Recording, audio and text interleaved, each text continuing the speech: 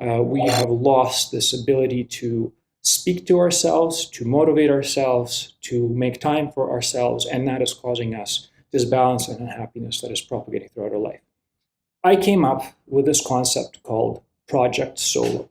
So Project Solo, hashtag Project Solo. So what exactly is that? It's this idea that we need to rebuild our ability to trust ourselves to accomplish things entirely on our own without asking for help, for permission, for input, or for validation. So here's how it works. In 1 week, and it has to be 1 week, I am going to do something which is going to make me proud of me, or something that I think is going to be useful or meaningful, and it has to be a project. But over that period, I am not allowed to mention it to anybody. I'm not allowed to tell anybody about it. I'm not allowed to ask for any help.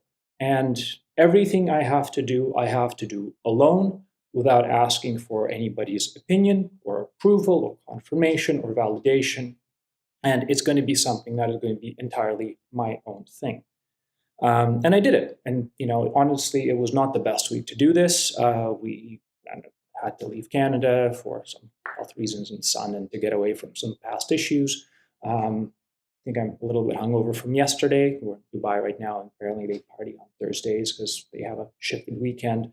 I have a sunburn. I'm clearly not prepared, but I did it anyways. So let me talk about the actual rules, right? So rule number 1, you cannot tell anybody about it. You come up with it, until you do it, nobody can know. It all has to be in your head. Like, do not seek approval, do not seek validation, don't do anything. Rule number 2, it has to be in 1 week increments. Right? It has to be a hard deadline, because if you leave it indefinitely, or if you say it's 2 weeks, it's going to take too long, and you're going to get distracted or something. If it's a month, you're definitely not going to do it. It has to be exactly in 1 week steps. Go circle the date, and then make sure you go in and you do that every week. And every week you have to deliver something for yourself. And it's good because it gives you this timeline to think. Like, you know that you're going to have to accomplish something.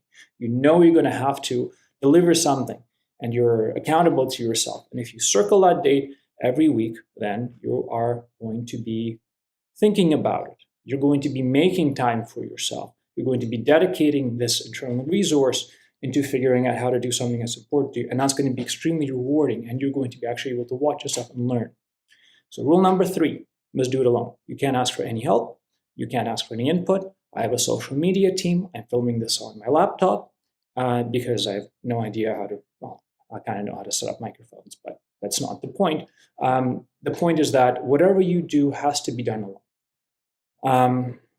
Rule number 4, you must plan to be in charge of this project that you start for at least 1 year. And the thing is, it depends on what type of project you start. So for me, I was like, I'm going to start a YouTube channel so I can share what I've learned with people, because I want to make my experience meaningful, because I want to try to help people as much as I can, and because I really want to be able to speak with presence and with meaning and learn all of these skills that come with having accountability to any audience. And I have no idea how big it's going to get or how small it's going to get, because that's not the point, right? So it's a project that you have to be in charge for a year. If you're starting a business, if you're starting to learn art, if you're starting to learn music, if you're delivering something, if you're building something, if you're starting a radio show, or whatever you do, it may and should eventually build value. But you have to plan to be in charge of it for 1 year, so that at the end of it, you can look at yourself exactly in 1 year's time and realize how much you've progressed. And that is actually a huge part of the point of a project like this, is to watch and observe and learn how your own brain works, so you can take control of it, so you can direct yourself and build your own happiness in a way that's actually functional. And you don't do it unless you practice, and this is how you practice. So number 4. Number 5, don't pick something pathetic, please. Like, take yourself seriously. And what I mean by pathetic, that I'm not saying, don't make it big, or, don't, think that you have to pacify somebody else or pass somebody else's judgment. What I'm saying is, don't sell yourself short. Like, be serious about the project you undertake, because that is something that you're going to dedicate time too, and it has to make you excited. It has to make you proud of yourself. You have to take yourself seriously. So please make it worth your time. Rule number 6.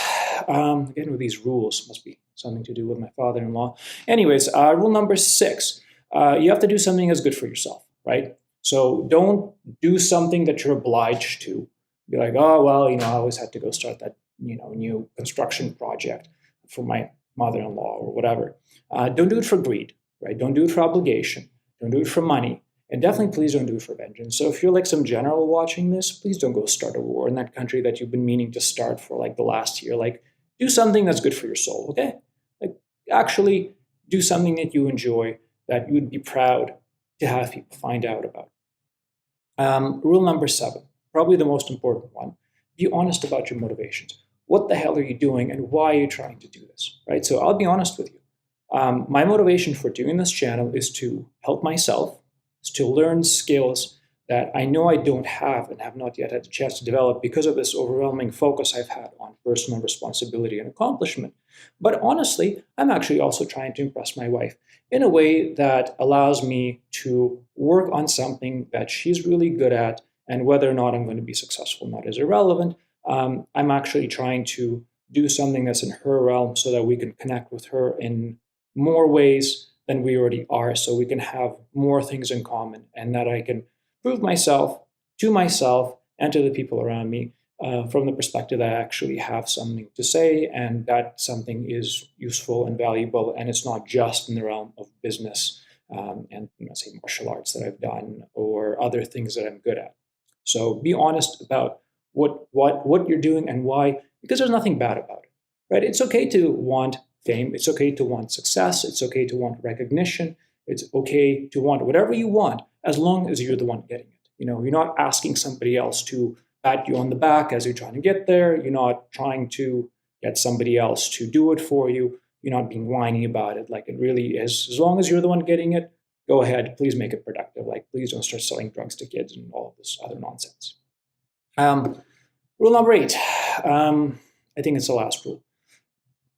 As you do this, observe and discipline yourself, and motivate yourself, and really watch and learn how your own brain works, because you really want to make this worthwhile, right? There really is the one thing that you will be focusing on, and it's really going to be this conversation between you and you to get this thing done. And as you do that, the things that you will learn from things that make you happy or unhappy, or things that help you keep yourself disciplined, it will be a tremendous experience that will help you throughout your life.